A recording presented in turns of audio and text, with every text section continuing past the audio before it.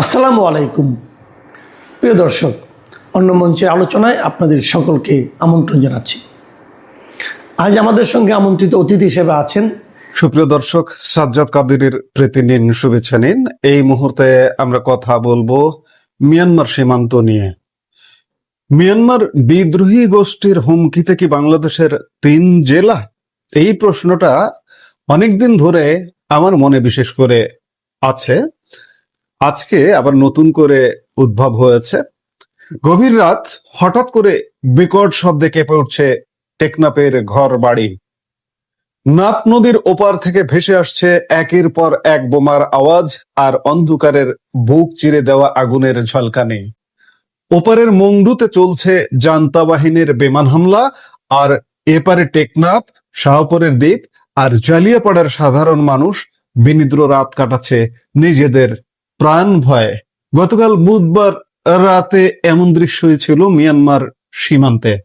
কিন্তু এটা কি কেবলই ওপারের যুদ্ধ, নাকি এর পেছনে লুকিয়ে আছে আমাদের জাতীয় নিরাপত্তার এক চরম উদাসীনতা? যখন গোটা দেশ ব্যস্ত মেগা প্রজেক্ট, করিডোর প্রস্তাবনা আর কূটনৈতিক সফরের ডামাডোলে কিংবা ভারত বিরোধী জিকিরে, ঠিক তখনই আমাদের পূর্ব সীমান্তে তৈরি হয়েছে এক ভয়ঙ্কর ভূ রাজনৈতিক সমীকরণ। গ্লোবাল ফায়ার পাওয়ার ইন্ডেক্স 2026-এর র্যাঙ্কিং অনুযায়ী সামরিক শক্তিতে বিশ্বের 145টি দেশের মধ্যে মিয়ানমার রয়েছে 35তম অবস্থানে, আর বাংলাদেশের অবস্থান 37তম। সামরিক শক্তিতে এতটা কাছাকাছি থাকা সত্ত্বেও মিয়ানমার সীমান্ত নিয়ে বাংলাদেশ সরকারের কেন এই দায়সারা পররাষ্ট্রনীতি? কেন আজ আমরা এক অদৃশ্য বিদ্রোহী গোষ্ঠীর হুমকির মুখে? এই মুহূর্তের ভিডিওতে আমরা পর্দার পেছনের সেই চাঞ্চল্যকর সত্য উন্মোচন করব। বাস্তবতা দেখতে চলুন, সরাসরি যায় গ্রাউন্ড জিরোতে। মিয়ানমারের রাখাইন রাজ্যের মংডু শহরতলিতে এখন চলছে জান্তা বাহিনী আর আরাকান আর্মির মধ্যে জীবনপণ যুদ্ধ। সীমান্তের একাধিক বিশ্বস্ত সূত্র জানাচ্ছে, গতকাল বুধবার রাত 9:15 থেকে মংডু টাউনশিপের হাইন্দাপাড়া ঘাঁটি, 3 মাইল শিকদারপাড়া, 5 নম্বর বিজিপি এবং 1 নম্বর বিজিপি সদর দপ্তর লক্ষ্য করে সরকারি বাহিনী একের পর এক বিমান হামলা ও বোমাবর্ষণ শুরু করে। রাত 11টা পর্যন্ত ওপার থেকে বিমান হামলার দৃশ্য এবং ধারাবাহিকভাবে বিস্ফোরণের শব্দ শোনা গেছে।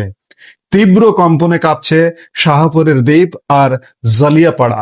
বিস্ফোরণের পর আগুনের ঝলকানি নিয়ে জ্বলন্ত বস্তু এসে পড়ছে নাফ নদীর দিকে। সীমান্তে টেকনাফ 2 বিজিবি ব্যাটালিয়ন অধিনায়ক লেফটেন্যান্ট কর্নেল হানিফুর রহমান ভুইয়া এবং টেকনাফ উপজেলা নির্বাহী কর্মকর্তা এস.এম. মোহাম্মদ অনিক চৌধুরী বাসিন্দাদের সতর্ক থাকার পরামর্শ দিয়েছেন। বিজিবি, কোস্টগার্ড সর্বোচ্চ সতর্ক অবস্থানে আছে। কিন্তু প্রশ্ন হলো, শুধুমাত্র সতর্ক থাকাই কি একটি সার্বভৌম রাষ্ট্রের একমাত্র নীতি হওয়া উচিত? আমাদের দর্শকদের একটি অত্যন্ত গুরুত্বপূর্ণ ভৌগোলিক সমীকরণ জানা দরকার। বাংলাদেশের সীমান্ত রয়েছে মাত্র 2টি দেশের সাথে, 1 ভারত, 2 মিয়ানমার। ভারতের সাথে বাংলাদেশের 30টি জেলার সীমান্ত থাকলেও মিয়ানমারের সাথে যুক্ত রয়েছে চট্টগ্রাম বিভাগের 3টি অত্যন্ত সংবেদনশীল জেলাগুলো হলো রাঙ্গামাটি, বান্দরবান, কক্সবাজার। এখানে রয়েছে একটি দারুণ ও কৌশলগত তথ্য। রাঙ্গামাটি হচ্ছে বাংলাদেশের একমাত্র জেলা যা একই সাথে ভারত এবং মিয়ানমার 2 দেশের সীমান্তকে স্পর্শ করে আছে। অর্থাৎ এই অঞ্চলের যে কোনো অস্থিরতা কেবল বাংলাদেশের নয়, বরং ভারতের উত্তর পূর্বাঞ্চলীয় রাজ্যগুলোর নিরাপত্তার জন্য সমান উদ্বেগের। অথচ ফ্রন্ট লাইনের নিয়ন্ত্রণ এখন কার হাতে? টানা 11 মাস রক্তক্ষয়ী যুদ্ধের পর 2023 সালের 8 ডিসেম্বর রাখাইন রাজ্য থেকে মিয়ানমারের সরকারি বাহিনীকে হটিয়ে মংডু, বচিডং, রাচিডং টাউনশিপ সহ প্রায় 80% এলাকা, অর্থাৎ 271 কিলোমিটার বাংলাদেশের সাথে যে মিয়ানমারের সীমান্ত, সেই সীমান্ত সম্পূর্ণ নিজেদের দখলে নেয় আরাকান আর্মি। কিন্তু 2025 সালের ডিসেম্বর থেকে মিয়ানমার জান্তা বাহিনী আবারও নতুন করে বিমান হামলা শুরু করেছে। শুধু তাই নয়, বর্তমানে রাখাইনে মিয়ানমারের 3টি রোহিঙ্গা সশস্ত্র গোষ্ঠীর সঙ্গেও আরাকান আর্মির ত্রিমুখী সংঘাত চলছে। আর এই পুরো বারুদ ঘেরা অঞ্চলের বিপরীতে অবস্থান করছে বাংলাদেশের টেকনাফ, উখিয়া ও নাইক্ষ্যংছড়ি। এত বড় একটা যুদ্ধক্ষেত্র আমাদের ঘরের পাশে, অথচ আমাদের পররাষ্ট্রনীতি কতটা অসহায় ও দায়সারা তা বিগত অন্তর্বর্তী সরকারের পররাষ্ট্র উপদেষ্টা মোহাম্মদ তৌহিদ হোসেনের একটি বক্তব্যে স্পষ্ট হয়ে যায়। তিনি অত্যন্ত খোলামেলা ভাবে স্বীকার করেছিলেন যে বাংলাদেশ মিয়ানমার সীমান্ত এখন পুরোপুরি মিয়ানমারের রাষ্ট্র বহির্ভূত শক্তি বা নন স্টেট অ্যাক্টর, মূলত আরাকান আর্মির নিয়ন্ত্রণে চলে গেছে। সেখানে মিয়ানমারের কেন্দ্রীয় জান্তা সরকারের কোনো নিয়ন্ত্রণ নেই। আর সবচেয়ে হতাশাজনক কথাটি তিনি যা বলেছিলেন তা হলো, একটি রাষ্ট্র হিসেবে বাংলাদেশের পক্ষে এই বিদ্রোহী গোষ্ঠীর সঙ্গে সরাসরি কোনো দর কষাকষি বা কূটনৈতিক আলোচনা করা সম্ভব নয়। একটি স্বাধীন সার্বভৌম রাষ্ট্র হিসেবে এই ধরনের হাত গুটিয়ে নেওয়া বা দায় সারা পররাষ্ট্র নীতি কি আমাদের দীর্ঘমেয়াদী সুরক্ষাকে হুমকির মুখে ফেলছে না?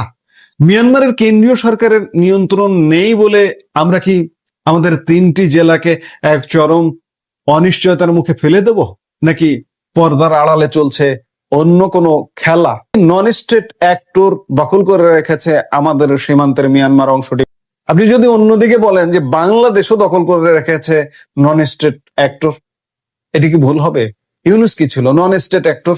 এবং ইউনুসের পুরো বাহিনী নন স্টেট অ্যাক্টর, এবং এই নন স্টেট অ্যাক্টরই কিন্তু বাংলাদেশে একটি নির্বাচন করেছে।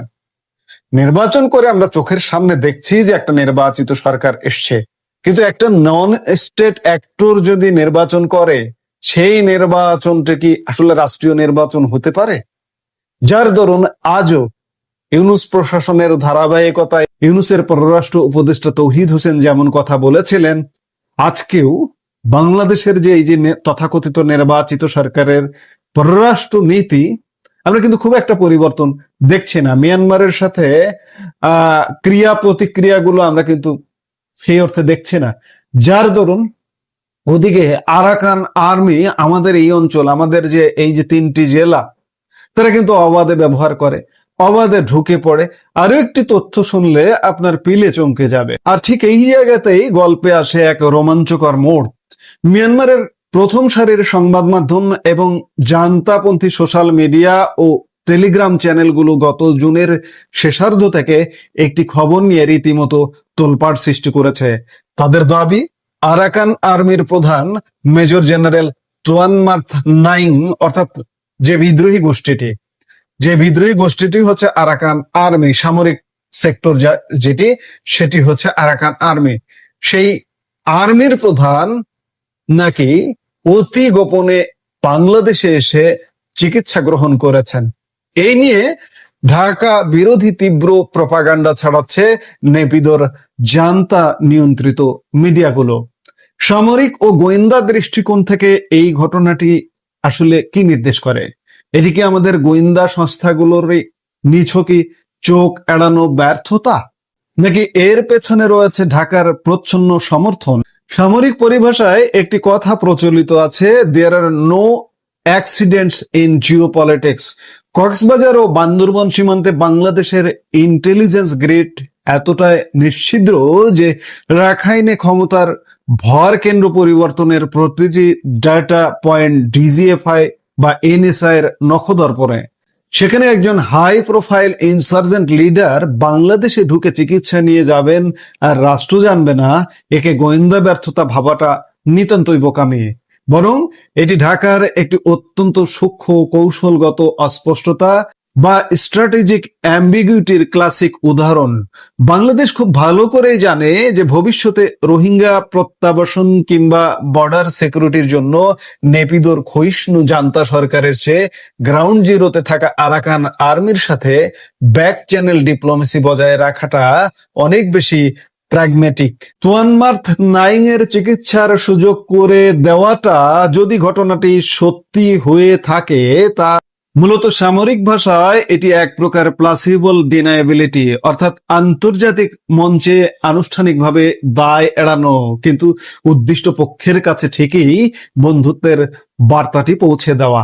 এর মাধ্যমে বাংলাদেশ আসলে রাখাইনের ভবিষ্যৎ ক্ষমতার কেন্দ্রবিন্দুর সাথে একটি ভূ রাজনৈতিক লেভারেজ তৈরি করে রাখলো। সহজ কথায় এটা হয়তো গোয়েন্দাদের চোখে ধুলা দেওয়া নয়, বরং রাষ্ট্রের নীতি নির্ধারকদের হিসেব কষা এক অত্যন্ত নীরব কূটনীতি।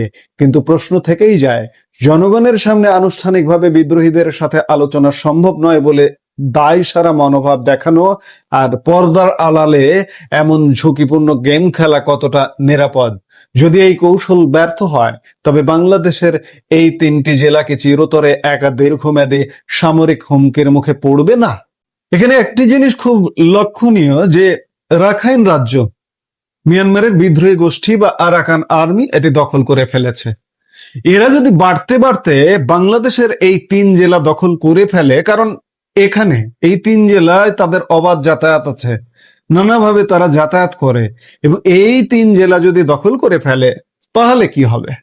আপনি চিন্তা করুন যে বাংলাদেশের চাইতে মিয়ানমারের যে সরকারি বাহিনী, যে জান্তা সরকারের সামরিক বাহিনী র্যাঙ্কিং এ এই মুহূর্তে 2026-এর সামরিক র্যাঙ্কিং এ বাংলাদেশের থেকে তাদের উপরে অবস্থান 35তম অবস্থানে, আর বাংলাদেশ 37তম অবস্থানে। সেই বাংলাদেশ থেকে উপরের সামরিক বাহিনী এই বিদ্রোহী গোষ্ঠীকে দমন করতে পারছে না।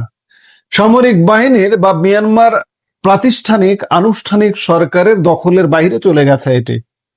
আজকে যদি এই বিদ্রোহী গোষ্ঠী তাদের এলাকাটাকে আরো বড় করতে চায়, বাংলাদেশের এই 3 জেলাও তারা দখল করে নেয়, বাংলাদেশের 37তম সামরিক বাহিনী এটিকে কি প্রতিরোধ করতে পারবে? এই প্রশ্নটা থেকে যায়। যার কারণে আমরা বলতেই চাইছি যে এই পরিস্থিতি শেষ কোথায়, এই পরিস্থিতি কিভাবে মোকাবেলা করবে বাংলাদেশ।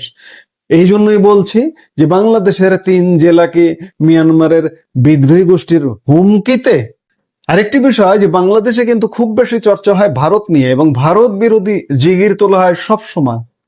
ভারত নিয়ে, ভারতের সাথে সীমান্ত নিয়ে আমাদের এইরকম যুদ্ধ অবস্থা মনে হয় নেই। মিয়ানমারের যে মাত্র 271 কিলোমিটার সীমান্ত আছে, সেটি নিয়ে যে যুদ্ধ অবস্থা বেশ কিছুদিন যাবত, বিগত কয়েক বছর যাবত বিরাজ করছে, এটি কিন্তু ভারতের সাথে নেই। কিন্তু তবুও ভারত নিয়ে জিগির তোলা হয়, কিন্তু এদিকে আমাদের যে আরেকটা অংশ নেই হয়ে যাবার জোগাড় হয়ে গেছে, এদিকে খেয়াল নেই। এই যে সমস্যাটার উদ্ভব হয়েছে, এই সমস্যাটার আসলে শেষ কোথায়, এর সমাধান কি, এই মুহূর্তে আসলে বলাও কঠিন। কারণ বাংলাদেশের পররাষ্ট্র নীতির ক্ষেত্রেও একটা নতজানু অবস্থা। বাংলাদেশ সরকার মিয়ানমার সরকারের সাথে ভালো যোগাযোগ সম্পর্ক বজায় রেখে চলছে কিনা, কিংবা বিদ্রোহী গোষ্ঠীর সাথেও ব্যাকডোর চ্যানেলে কূটনৈতিক তৎপরতা চালায় কিনা, সেই প্রশ্নগুলা কিন্তু রয়ে গেছে। যার দরুন এই প্রশ্নের জায়গা থেকেই প্রশ্ন আসছে যে আমাদের 3 জেলাকে মিয়ানমারের বিদ্রোহী গোষ্ঠীর দ্বারা হুমকিতে। এই মুহূর্তের ভিডিও থেকে বিদায় নিতে চাইছি। দেখা হবে পরবর্তী ভিডিওতে। সে পর্যন্ত ভালো থাকুন, সুস্থ থাকুন। 2 বছর যেতে না যেতেই জুলাইয়ের এত বেহাল দশা কেন?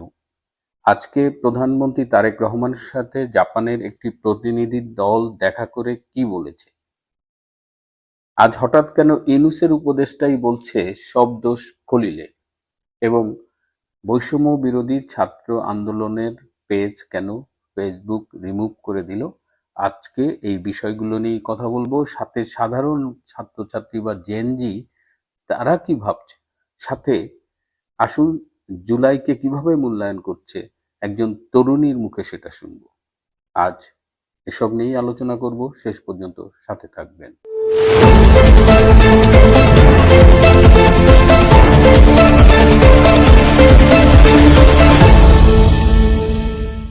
প্রিয় বন্ধুরা, প্রীতি, সালাম এবং শুভেচ্ছা নেবেন।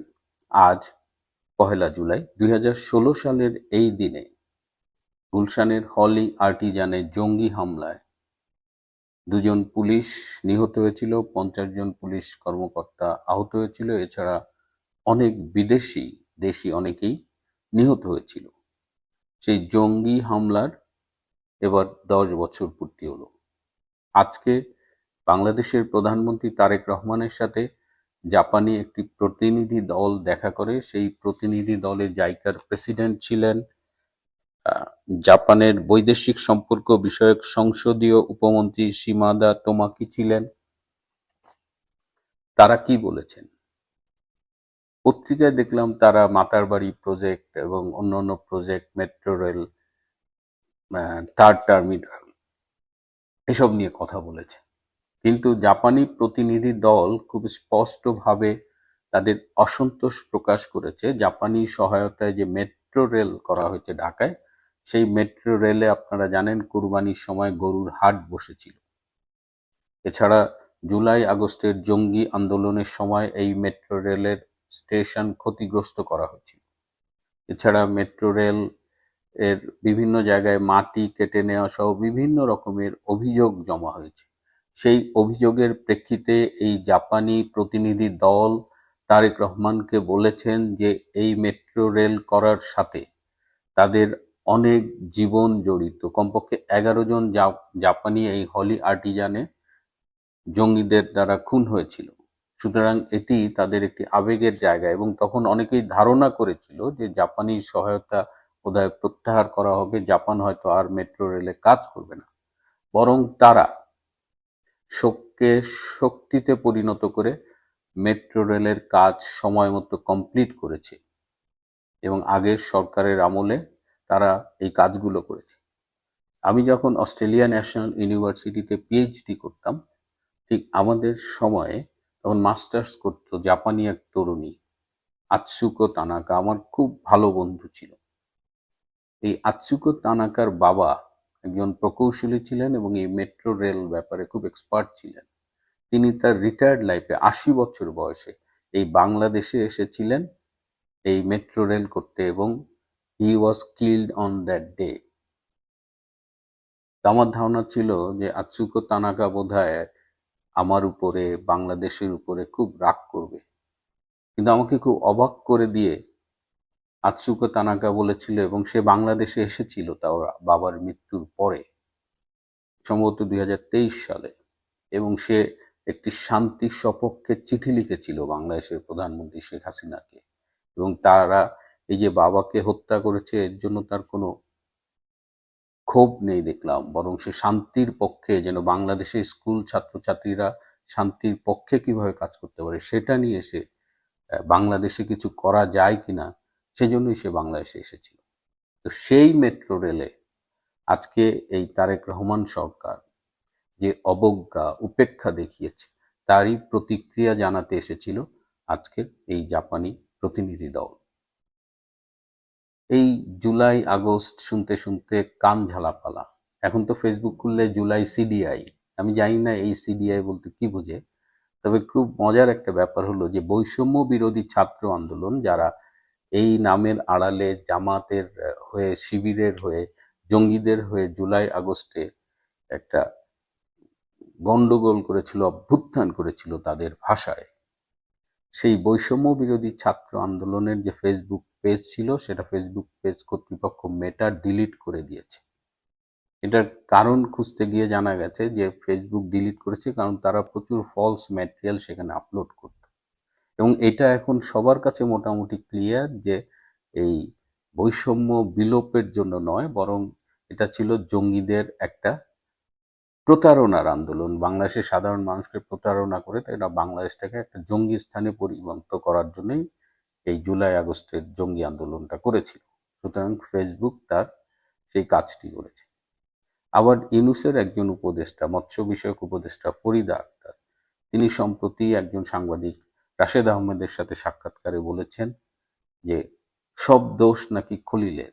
খলিল আমেরিকার কাছে দেশটাকে তুলে দিয়ে আসছে, খলিল লন্ডনে গিয়ে তারেক রহমানের সাথে আপোষ করেছে, খলিল কাউকে কিছু না জানায় সব করছে, এবং এখনো খলিল সেই একই কাজ করছে, এবং উপদেষ্টারা যখন সবাই চলে গেছে খলিল কিন্তু আবার বর্তমান সরকারে রয়ে গেছে। তার মানে চারিদিক দিয়ে কুফা লাগছে, মানে জুলাইয়ের বিরুদ্ধে সবাই এমনভাবে খেপছে, এবং সবাই এখন এখন যেটা দেখা যাচ্ছে যে জুলাইয়ের সাথে সম্পৃক্ততা কিভাবে ডিশোল্ডার করা যায়, যে ভাই আমি জুলাই ছিলাম না, জুলাইয়ের মানে গাছেরটাও খাইছে তলারটাও খাইছে, কিন্তু এখন দেখা যাচ্ছে সে আর ওই লাইনে কথাবার্তা বলতেছে না। তা আসেন আমরা দেখি একজন তরুণী এই জুলাই যোদ্ধাদের সম্পর্কে কি বলছেন, এবং আমার কাছে মনে হয় যে এটা আমি এই কারণেই শোনাচ্ছি যে এটাই জুলাই যোদ্ধাদের সম্পর্কে বর্তমানে বাংলার সংখ্যাগরিষ্ঠ মানুষের ধারণা। জুলাই যোদ্ধা পরিচয় দিলেই এখন জনগণ কিন্তু পিটাচ্ছে ধরে ধরে। কোথাও যা বলেন জুলাই যোদ্ধার জনগণ ধৈরা ঘুরাই দিবে থাপ্পড়, দুই একটা দাঁতও পড়ে যেতে পারে। এখন তো এই পজিশন, আগামীতে এমন হবে যে জুলাই যোদ্ধার নাম শুনলেই প্রথমে ধৈরা বানবো, পিটাইবো, তারপর কবর খুঁড়া মরেন বা না মরেন কবর দিয়া দিব। কারণ এটা বাটপারি করেছে আমাদের সাথে, জনগণ তা বুঝে গেছে। মানুষের সেন্টিমেন্টের সাথে এই জুলাই জঙ্গিগুলা খেলেছে। ইউনুস মিলে, দেশ বিরোধী জামাত শিবির মিলে, ইসলাম বিদ্বেষী ইসলাম বিরোধী কতগুলা সংগঠন মিলে এরা আমাদের সাথে খেলেছে। দেখেন যারা সংসদে গেল এনসিপির 6টাই শিবিরের নেতা ছিল, শিবির থেকে এসেছে। তার মানে এই এনসিপি বলেন আর জুলাই বলেন সবই জামাতের একটা মেটিকুলাস ডিজাইন ছিল ইউনুসের সহযোগিতায়। এই জুলাই জঙ্গিগুলাকে মানুষ কিভাবে বিশ্বাস করবে? সেই দিনে তো এই মৌলভীবাজারে ডারবি নাসির আর সার্জিস দুইজনে মিলে গেল কোথায়? ছাত্রলীগের নেতা শাম্মুর শ্বশুরের বাসায়। শাম্মুর শ্বশুরের কোলে পারে না উঠা বসে ডারবি নাসির, দুজন একলগে বসে মোবাইল দেখতেছে। খুব ক্লোজ না হলে, খুব ঘনিষ্ঠ না হলে এভাবে কেউ কারো পাশে বসে মোবাইল দেখে না। তারপরে সার্জিস কি রিল্যাক্স মোবাইল দেখতেছে। তার মানে ভদ্রলোকের সাথে তাদের আনাগোনা আছে। এই হলো জুলাই জঙ্গিদের অবস্থা। সকালে বলে দোসর দোসর, আর বিকালে গিয়া দোসরের ঘরে গিয়া বিরিয়ানি খায় আর ঘুমায়। এই যদি হয় জুলাই, তাহলে জুলাই যোদ্ধাদেরকে মানুষ পিটাবে না তো কি করবে? একদিন এমন আসবে যে এখন তো এরা পালিয়ে যাচ্ছে, পরবর্তীতে পালানোর জায়গাও পাবে না। অতএব এই জুলাই জুলাই বলা বন্ধ করেন। জুলাই সনদে বাস্তবায়নের নামে আমার 72-এর সংবিধানকে লুণ্ঠিত করার চেষ্টা বন্ধ করেন। আপনারা বলেন যে জুলাই আছে দেখে 71 না, এটা একটা ভুল, এটা একটা দেশ বিরোধী কথা। জুলাইয়ের মতো এটা একটা আন্দোলন করেছিল, কোটা বিরোধী আন্দোলন, কিন্তু সেই কোটায় এরা উপদেষ্টা হয়েছে, সেই কোটায় এদেরকে এমপি হতে দেখেছি আমরা। সেই কোটায় চিকনা ছেলেগুলা যাদের গায়ে কোনো মাংস ছিল না, ওদের গায়ে 20-30 কেজি মাংস হয়ে গিয়েছে। অথচ এরা আমার 1971 সালকে মুছে ফেলতে চাচ্ছে, সেটা করা সম্ভব না। অতএব জুলাই পরিচয় দিলেই জনগণ এখন পিটাবে, পরিচয় দিতে সাবধানে দিবেন। প্রিয় বন্ধুরা, আজ এ পর্যন্তই। ভালো থাকবেন, সুস্থ থাকবেন, তার চেয়েও জরুরি হলো নিরাপদে থাকবেন। সবাইকে অনেক ধন্যবাদ।